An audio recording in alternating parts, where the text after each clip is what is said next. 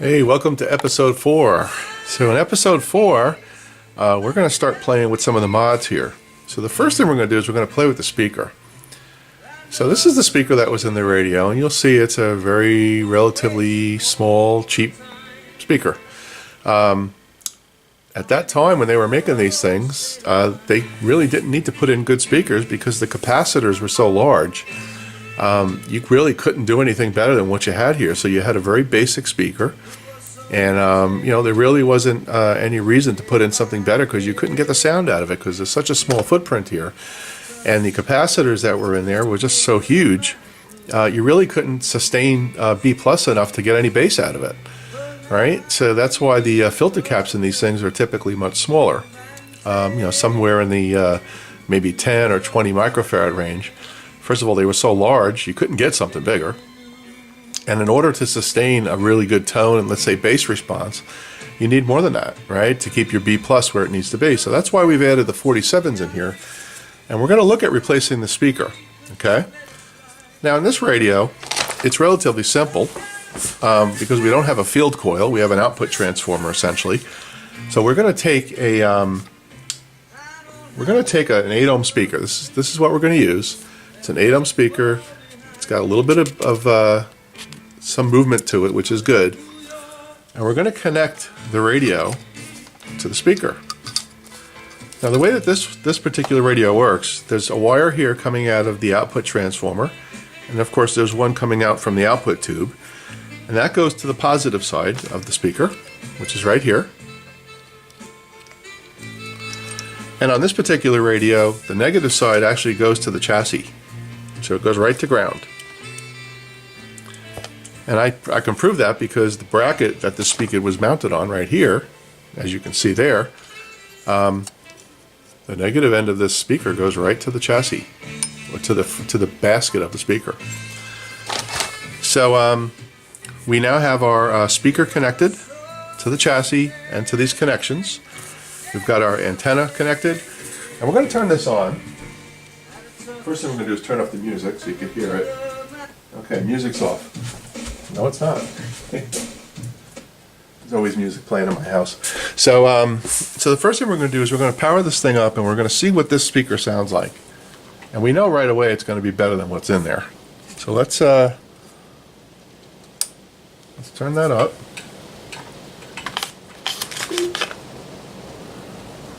Okay, everything's safe. Speakers are connected. Antenna's connected. I think we're good to go. All right, let's go. Plug her up. Okay, she's on. We're gonna let that warm up for a moment. While it's warming up, we're having some pretty bad weather here in Jacksonville today. A lot of storms. We're just getting another squall come through now. So we may not have a pretty clean signal on this thing. Let's see what we got.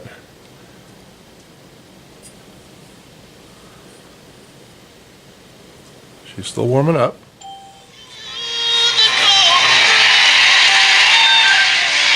So there's our speaker. And it's going to be hard for you to tell on the video, but it already sounds 1,000 times better.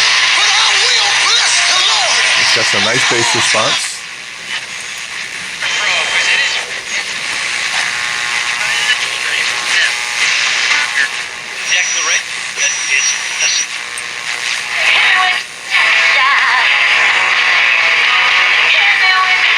Now that station right there is actually my home radio station. So I have one of those talking house boxes tuned to 800 on the AM dial, and I'm transmitting a FM station. So it doesn't sound quite as strong as or as good as it would.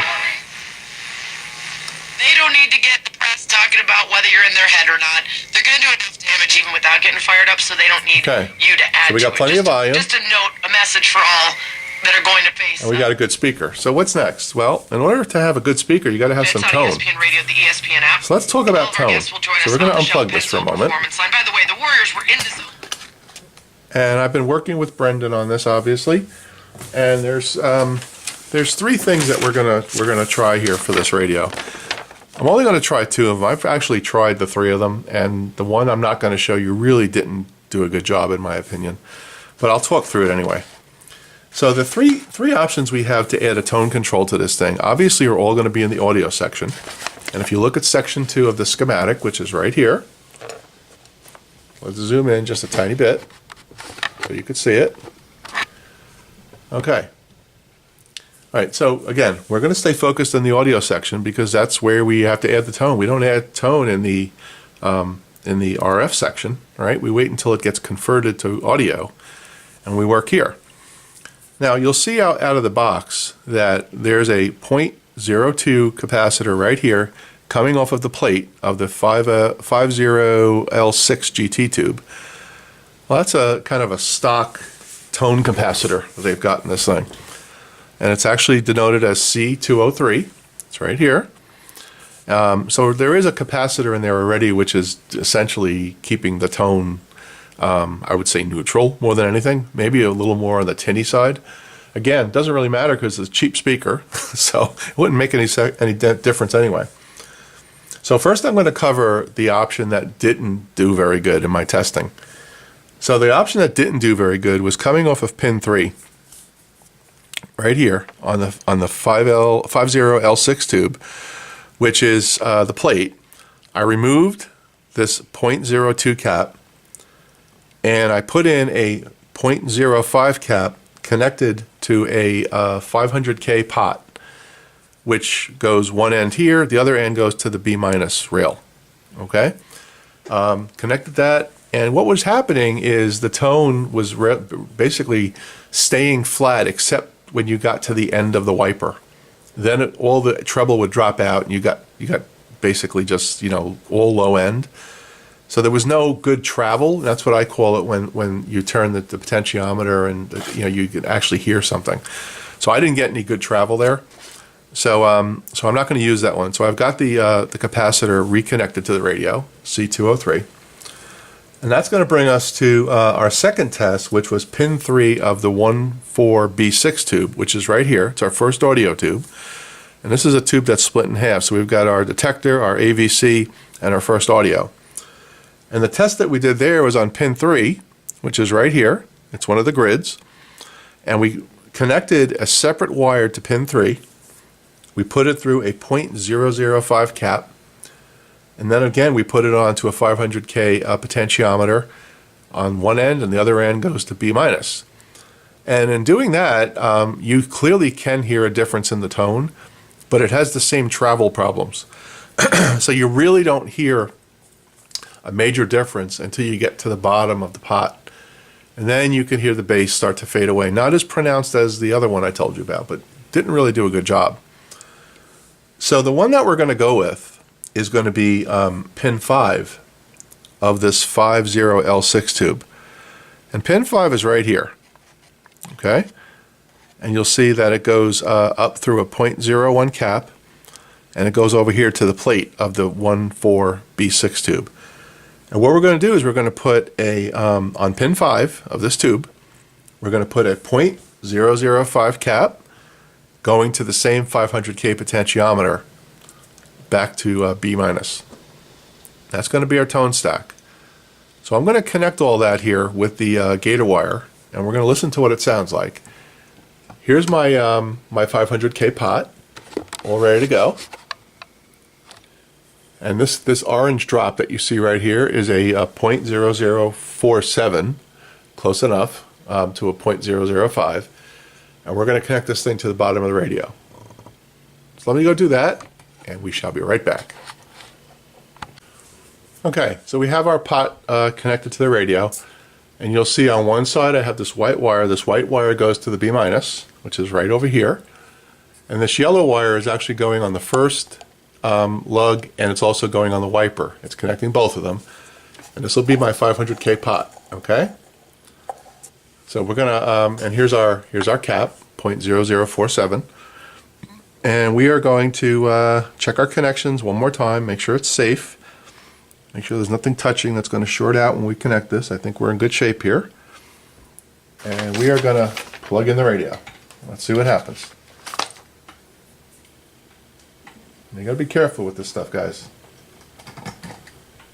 Okay, radio is plugged in. Let's give it a moment to warm up.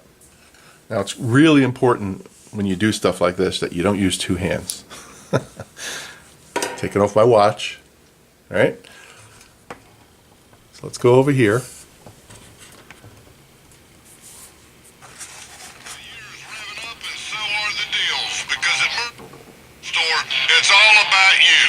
Okay, so there's our radio. Let's give it a moment just to really warm up. And you can hear it's more bassy already. Big city prices at those big city dealers. With our unbeatable customer service and huge selection of brand new Fords, there's no need to shop Here's our pot. else. It's simple. If Murray Ford doesn't have it, Ford doesn't build it. And we'll So that's treble all the way open. Let's go to bass. Be American. Buy American. Buy Murray Ford Super. And you can hear the difference. All the high end is cut, and it's mostly bass. Let's go back this way a little bit. You can hear the treble start to come back in. And as we're doing this, we're stripping the bass out. It only takes a minute to find out if you may have pre-diabetes. And now we're fully treble again. Let's just go back one way. But you're probably not going to. Nope. I'm sure you've got a perfectly good excuse. Kids, work. Right there, you can start to hear the treble drop out. So what better time than now? Let's begin. Raise one finger if you're a man. Ladies, none yet. Oh, counting your head if you're driving. Okay. Now, Let's go back to the fingers center. For everyone over 60, two over 50. Let's see if we can find any music. So we're going to put one hand on the chassis only. Another finger if anyone in your...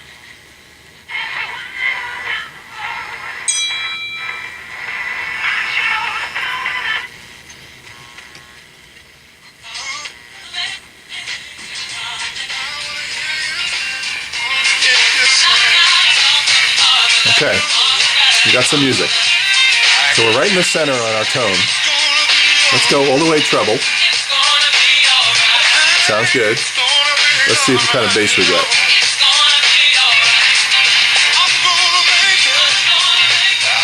Now you probably can't hear that, but that speaker is pumping a little bit of bass here.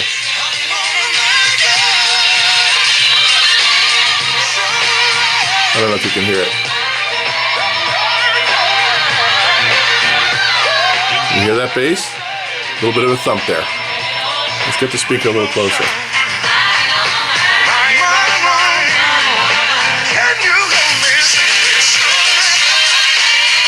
Okay.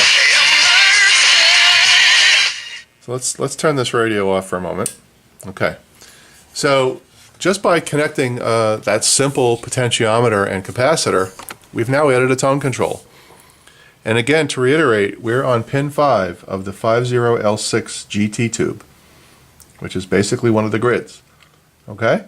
So that's going to be the ticket. And what's really cool is this speaker here is a 3-inch speaker. The one that was in there was a 4-inch speaker. This speaker was connected directly to the chassis. I'm going to mount this one a little bit differently. So let me show you how I'm going to mount it. I'll be right back. Alright, so here's the inside of our radio. So the reason why I'm not going to connect this thing directly to the chassis is because I'll get a better bass response if the speaker is securely connected to the cabinet. And those of you that that understand, you know, stereos and speakers and amplifiers will know that these cabinets actually have a tonal quality. It's almost like a guitar or a bass. The actual wood adds to the tone. So what I'm going to do is I'm going to take this speaker, this is the one we're going to use, and we're going to mount this right in here, like this, directly to the cabinet. And I'll have to build a little bit of a support there or something to mount it. I'm probably going to go directly on this piece of wood here and mount it like this, and I'll have plenty of clearance when I put the cabinet back in. The tone control, this is where some of you are going to cringe and tell me that I'm destroying legacy here. I'm probably going to mount the tone control right here, facing up the front of the cabinet. Right? It'll come through the grill cloth, and it will be used for tone. And I know some of you are going to, tell me I shouldn't do that because I'm destroying a good radio. That's how I want to do it. So I don't want to go through the cabinet, right? The wood. I don't want to do that. I don't want to destroy that. But I, have less of a problem going through this masonite and just putting a small control there, a small pot, something that can be adjusted for tone. So that's what we're going to do. And I really just need one wire to run up, actually 2 wires, right? One is going to be to the chassis, and one is going to be coming up from the output transformer and from the output tube. So when I situate the radio in here, the output tube is actually on this side, so the control will be right around here in the center. Unless I think of something different before I do it. I'm not going to start drilling yet until I'm 100% positive that's what I want. I also noticed that this cabinet probably needs a little bit of glue and clamp. It's a little bit loose, so we're gonna fix that up before we do anything. So that's how we're going to handle the tone control and the speaker. Okay. So again, we're gonna mount this in here, just like that, and I think we're going to be in really, really good shape. So you know, I think we're dynamite here. One correction, I mentioned on the potentiometer just now that it needs to go to the output transformer. That's not true. I'm talking about the speaker. One side of the pot goes to the B minus. The other side obviously goes up through pin 5 of the 50L6. So there's a little bit of a different connection here. So that's what we're going to do, and that's how we're going to mount it. So we now know what speaker we're going to use. And I think once we enclose this in here, the speaker is going to be a lot more responsive than it currently is. I have some other options of speakers, by the way, that I could have used. Like I have this one, which is much bigger, right? But the problem is that this magnet wouldn't clear the cabinet. It would actually be on top of the IF cans, and I'm not doing that. That would be bad news, right? To throw a big magnet on top of this radio likely wouldn't work well. So we're not going to go with a big speaker, but I could. It's an 8-ohm speaker, and you can see it's bigger than this one, but this one's going to be just fine. It sounds a lot better than the one that was in there. So that's our plan, guys. So I'm going to show you the drawing that Brendan made, in case you want to take a look at it. And just remember, you could do this to any radio, right? Just remember that you just have to look at your audio section on your schematic, and you'll know what you need to do. So here's the diagram we're going to follow, and we're going to use the one in the center, which is pin 5. So you'll see it goes to a 0.005 cap, down to the 500K pot to B minus. That's the one we're going to use. Okay? So there's really not much more I'm going to go through in this video, except there's one more thing. So Brendan also suggested that if I wanted to, I can put a 20 microfarad capacitor across the 50L6 cathode resistor, which is R204. And if we look at our schematic, R204, it's right here. It's a 130 ohm resistor. And if we put a 20 microfarad cap across that resistor, Brendan thinks we're going to have a lot more volume than this radio can ever handle. So it makes a lot of sense when you think about it, right? All we're doing is storing energy and keeping the volume where it needs to be. Because when you install these tone stacks, there's always something that gets sacrificed, and it's always volume, right? So if you put that cap in there, you're able to maintain your volume. Now this set, I haven't seen any issues with volume on it, so I'm probably not going to put the cap in there, simply because there's just not a lot of real estate under there anyway. But if you decide to put a tone stack in a radio and you notice your volume is cut, you could always just throw a capacitor on the cathode, right, of the output tube, the cathode resistor, I should say. So that's the plan. All right, so I'm going to end the video here and put it up. I know I went from no videos for 2 weeks to 2 in a row, so that's okay. And then in the next episode, we're going to show you how this is all mounted in here. And we're going to make our modifications on the chassis for the wiring for this. And then we're going to troubleshoot further and see what else we could do to tune this thing in. But at least we're going to get the sound and the tone where we want it. Okay, everybody. I will see you guys on the flip side. If I don't catch you before Easter, for those of you that celebrate Easter, have a joyous Easter. And if hopefully you get to spend some time with friends and family.